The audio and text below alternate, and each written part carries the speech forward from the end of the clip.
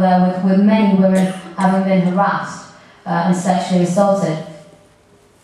And I think this is where the real struggle in Egypt begins. The core of this movement, this revolution, is when the people start to demand their own individual rights, when they start to break away from the big political umbrella that was represented in Tahrir and branch out to demand their rights, not only in their political lives, but in their workplaces and in their daily lives.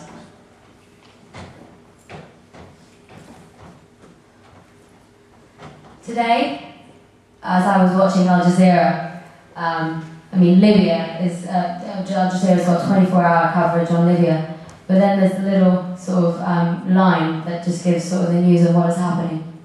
Today morning, as I sort of took notes on what was going on in the news,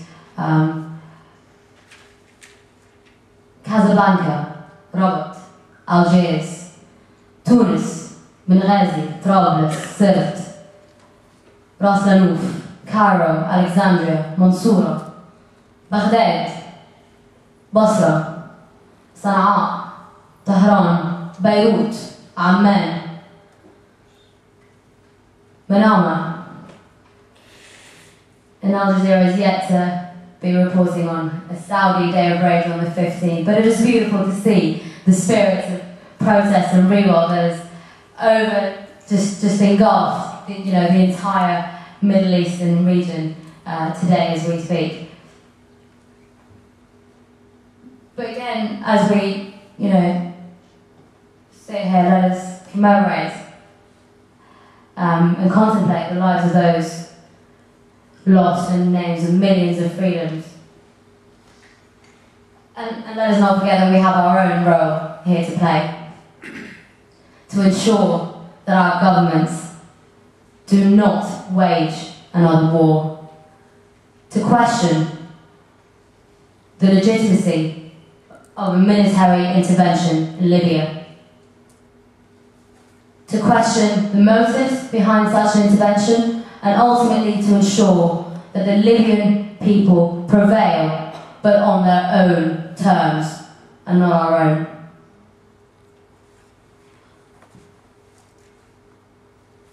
And finally, let us not forget that the best show of solidarity that we can give to the people of the Middle East, the best help that we can offer to the people of Libya, of Iraq, of Palestine, is to protest, revolt, and overthrow our own corrupt, war-waging, power-mongering, society-dismantling government right here. It is to call for our freedoms, our democratic processes, our rights, our jobs, and yes, our education. And I hope to see you all on the 26th in London marching for those things. Because this is not an Arab or a Middle Eastern affair. This is not just an Arab intifada. As Simon's jumper rightly says, this is the global intifada.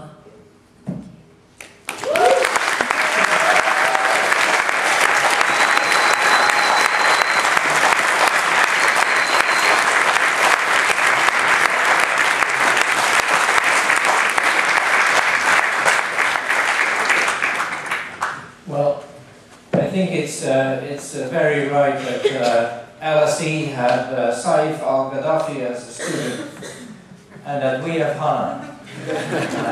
And that also goes for Ramy, because he works there. So Ramy Aly is the next speaker. I'm going to stand up because I fidget a lot, so I'm better off standing anyway. Okay. These very moving accounts from both Hana and Ahmed. I was in Tahrir as well, and it was amazing. But listening to Ahmed in particular fills me with some sorrow and some reflection as well. What is the difference between Hosni Mubarak and Muammar al-Gaddafi? Actually, there's not that much difference. Gaddafi is using military force against his own people. And some people in Egypt were actually saying how lucky we are to have had Hosni Mubarak because he didn't do the same thing.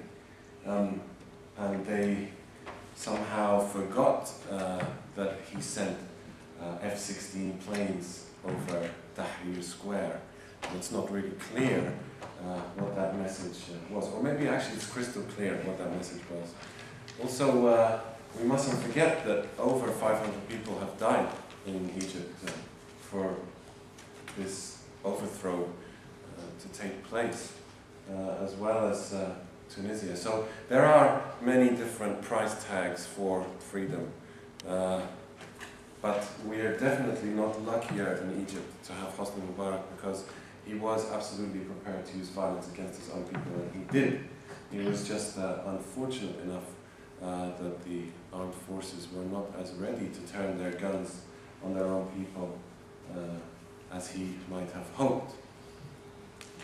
Stepping back from all of this, and I think what Hannah just said when she was naming all of these different capitals, it's very important that we step back and look at what's happening. What we are witnessing is the collapse of a regional state system. And I know that that sounds like, maybe it sounds like a technical explanation of what is going on, but really it's not. It boils down to some very human and very normal experiences of marginalization, of brutality, of totalitarianism. And these regimes across the Middle East, I think the Middle East and North Africa, we can see that some are falling and others are retreating very, very quickly. We can see what's happening in Morocco and the concessions that the king is making. We can see what's happening in Saudi Arabia and the huge amount of investment that the government is proposing to put towards the more marginalized sections of society. And I think the message to both of those governments is that there is no way that they can pay people off in return for their freedom and their dignity and their self-respect. And I think that's something that I think the Moroccan people, the Saudi Arabian people, and others across the Middle East will show us in the coming days.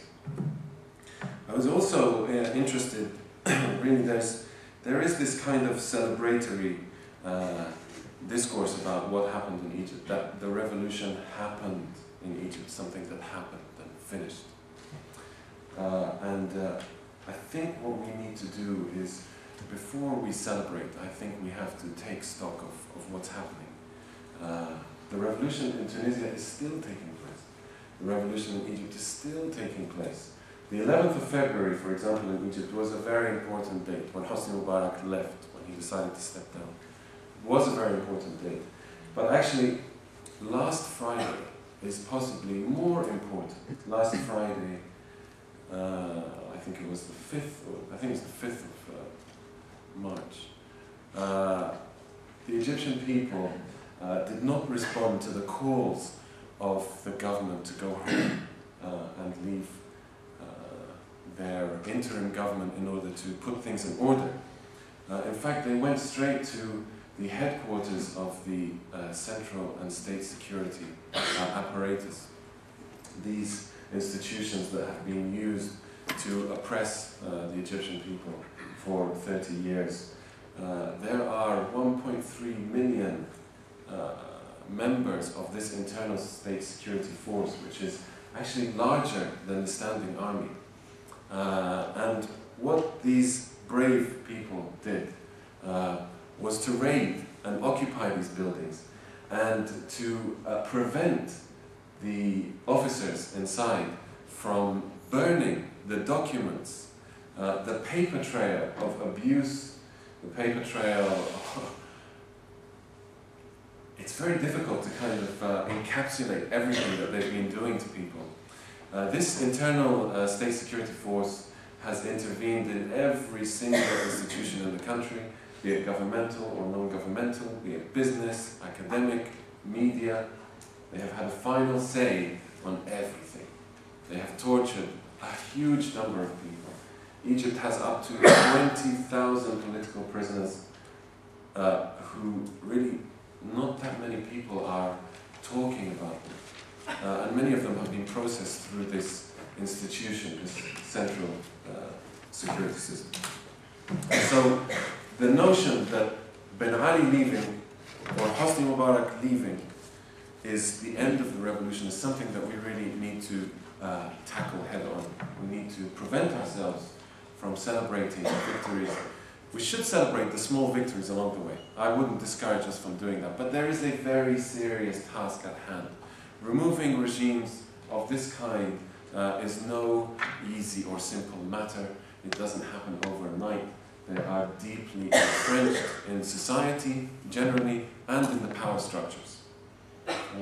And so we can see the task ahead is not only not simple, but it involves an entirely new beginning, which actually we haven't arrived there yet. We just it's very interesting to see what happened in Egypt after Hosni Mubarak left.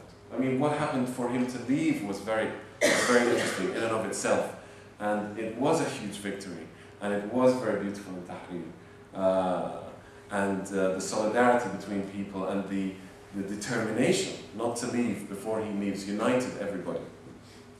But now, as Anna pointed out, what we have is a fragmentation of the number of causes involved. Now we have women's issues, we have basic economic rights, we have marginalized groups in society. Sometimes they're religious groups, sometimes they're regional groups. They come from maybe the south of the country, like the Nubians. And all these people have their own battle, you know, with this system, with these systems.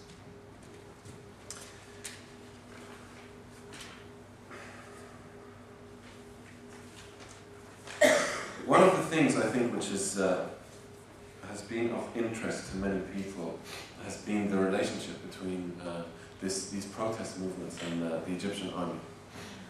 If we're trying to make sense of what's going on, and I think this will be the last point, and maybe I will end on a controversial point, but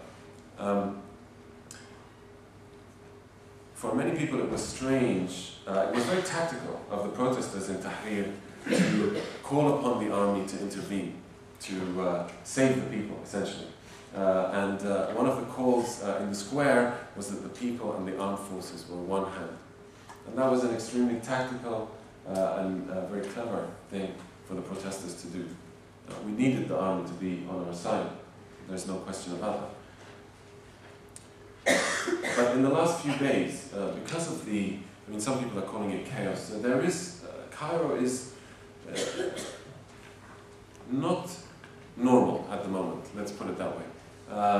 There are people afraid to put their kids on school buses because they're being attacked. We saw what happened to female demonstrators in the square the other day. There is some confusion about what exactly the security situation is and what the position of the army is in the end. But to go back to Ahmed, I think the main difference between Egypt and Libya has been the position of the army. And I may be wrong, and I'm happy for anyone to correct me. But Gaddafi has worked very hard over the last 40 years to actually dismantle the Libyan army. You know, we might be asking questions, who are these people flying these planes, bombing people in Benghazi? Who are these people driving tanks and blocking off cities in the west of Libya? And even though I would like to agree with Ahmed, I think that there is not a split in the country, but I think that there is a military situation that is totally different from the situation in Egypt, where it's a centralized army which is of the people, which is a conscript army. So the question for us today is, what do we do in Libya? I think clearly we don't want foreign military intervention. I think that's clear to everybody. I'm not even